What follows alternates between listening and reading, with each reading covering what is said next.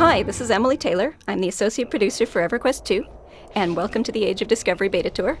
So the Age of Discovery is a very feature-rich expansion, and rather than having a lot of new zones, we've focused on added gameplay and new mechanics, so this is going to be a very hands-on tour. We'll give you a chance to look at the new Beast Lord class, and then we'll head back to Freeport to hire some mercenaries. Finally, we'll look into the Dungeon Maker tool, and we'll learn how players can create and share their own dungeons.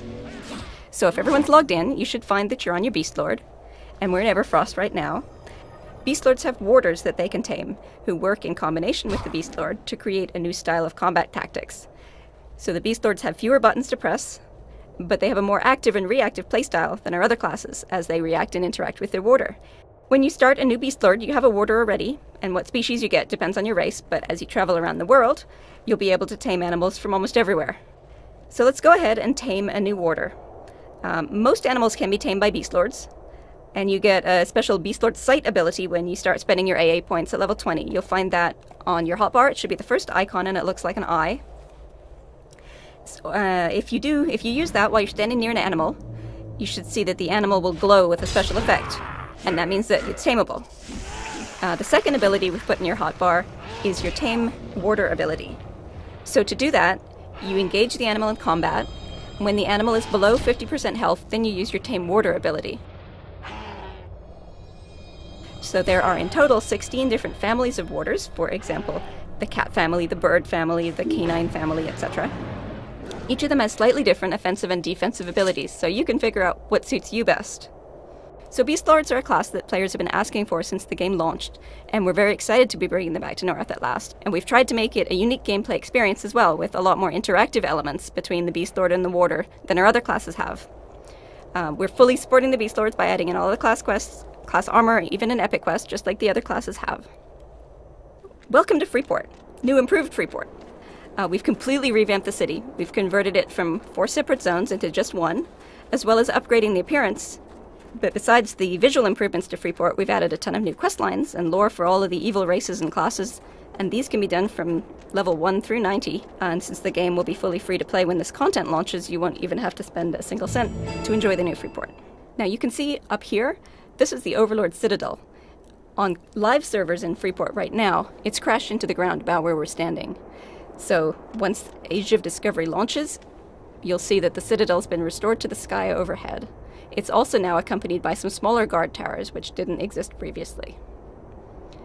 Where we're standing now is the Execution Plaza. Here you'll see regular executions of those who Lucan has judged to be traitors to the city. Lucan often shows up and carries out the executions himself, and there's one starting now if you want to take a moment to watch. And in case you're wondering, if you jump in that pit yourself, yes, you will die.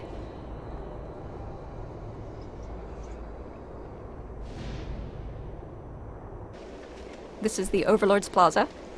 This didn't exist in the original Freeport, so this is a pretty cool monument. Clearly, nothing says, I'm back and I'm taking control, like a 20-foot tall golden statue of yourself. So the revamp of Freeport includes a ton of new quests, including different quest lines for different races and class archetypes. Many of the quest chains also scale dynamically to your level, so even if you're already level 90, you can still enjoy them. And we've preserved a lot of the older content as well, although some of the older quests have had to be tweaked to match the city's changes. The old racial neighborhoods have been turned into instance quest zones, so you'll visit those while you're doing your quests. And there's also a new public quest outside Freeport in the Common Lands, which is for levels 20 to 30. So let's head over to the Seafarer's Roost Inn, which is where we'll meet our new mercenaries. Okay, here we are at the harbor. You can see the tents over at the right. That's new. There's sort of a commercial area where you should find the banker, the broker, the mender. You'll also find the new reforging merchant there.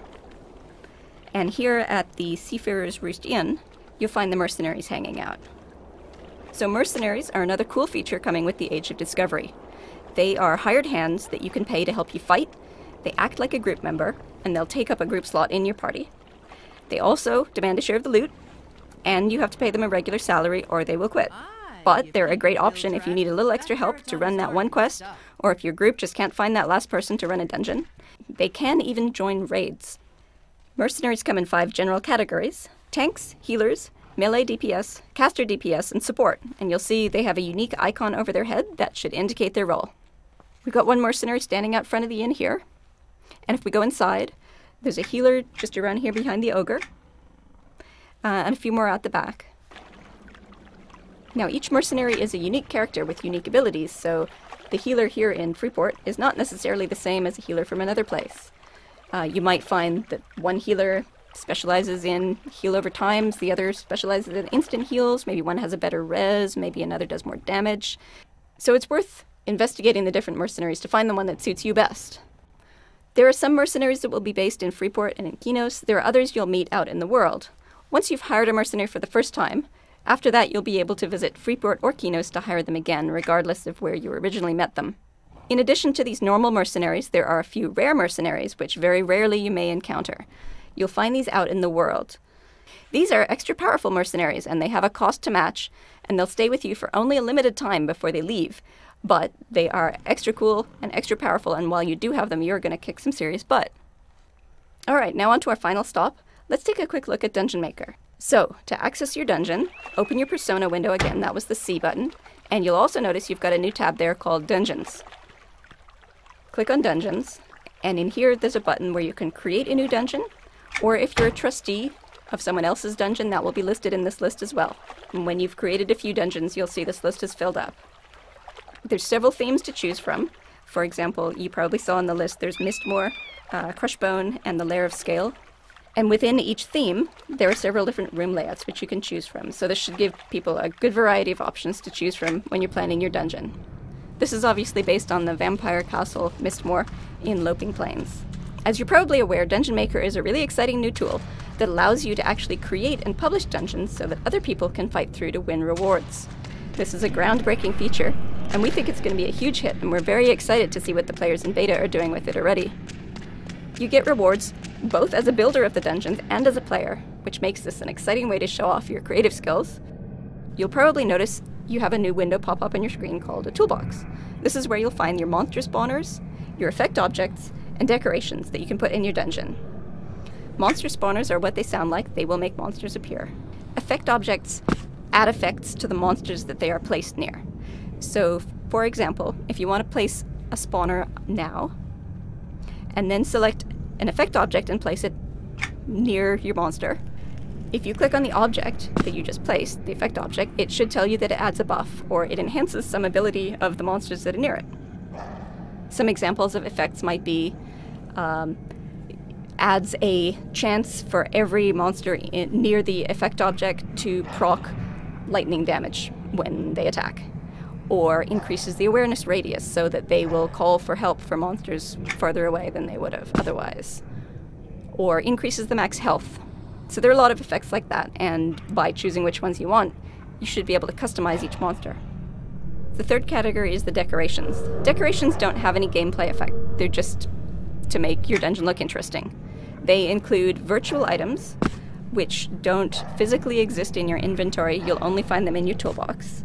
And normal house items like carpenters make.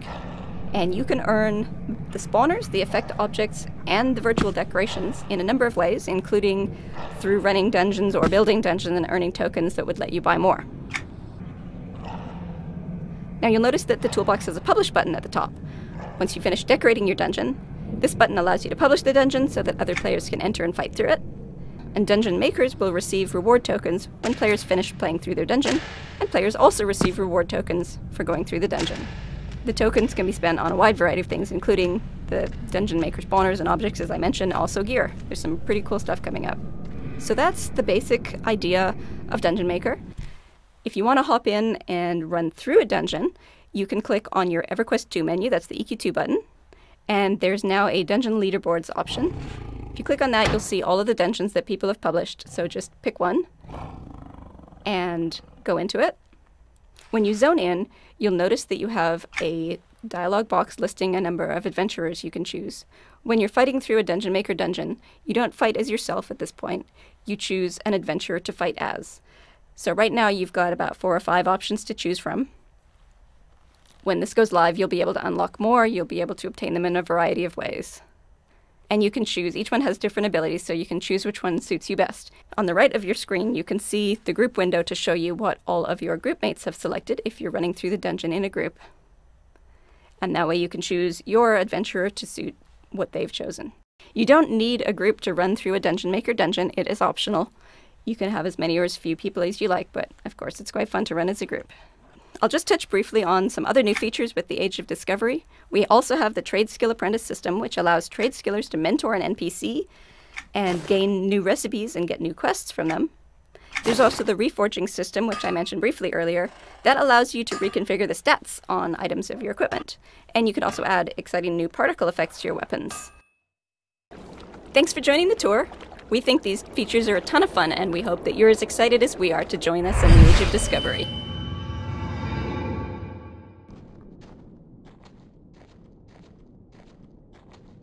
Sony.